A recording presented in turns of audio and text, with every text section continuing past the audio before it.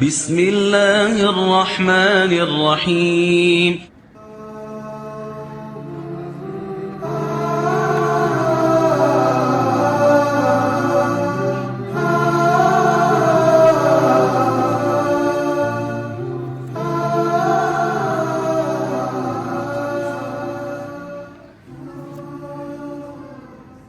اعوذ باللہ من الشیطان الرجیم. بسم اللہ الرحمن الرحیم. تمام تعریفیں اس پاک پروردگار کے لیے کہ جو تمام جہانوں کا پالنے والا ہے، اور لاکھوں کروڑوں درود و سلام حضرت صلی اللہ علیہ وآلہ وسلم اور ان کی آل پر. سامعین گرامی، میں آپ کا میزبان سلیم گیلانی حاضر خدمت ہوں قصص الانبیاء علیہ السلام لے کر. پروگرام قصص الانبیاء علیہ السلام میں آج قصہ ہے اللہ کے پاک پیغمبر حضرت نوح علیہ السلام کا. عزیزان گرامی، حضرت نوح علیہ السلام کی بعثت سے پہلے تمام قوم اللہ کی توحید اور صحیح مذہبی روشنی سے یکسر ناآشنا ہو چکی تھی، اور حقیقی اللہ کی جگہ خود ساختہ بتوں نے لے لی تھی. غیر اللہ کی پرستش اور ازنام پرستی ان کا شعار تھا.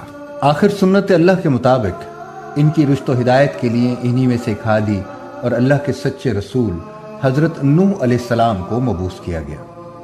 حضرت نوح علیہ السلام نے اپنی قوم کو راہ حق کی طرف پکارا اور سچے مذہب کی دعوت دی، لیکن قوم نے نہ مانا اور نفرت اور حقارت کے ساتھ انکار پر اصرار کیا.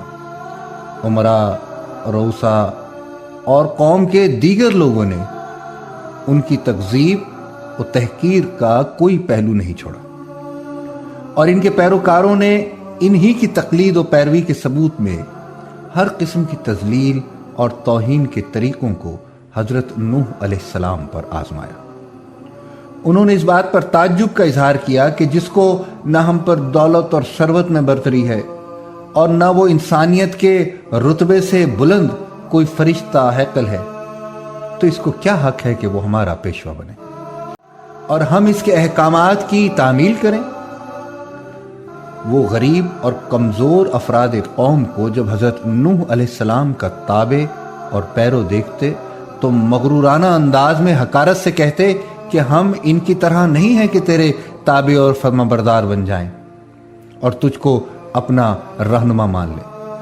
وہ سمجھتے تھے کہ کمزور اور پست لوگ حضرت نوح علیہ السلام کے اندھے مقلد ہیں.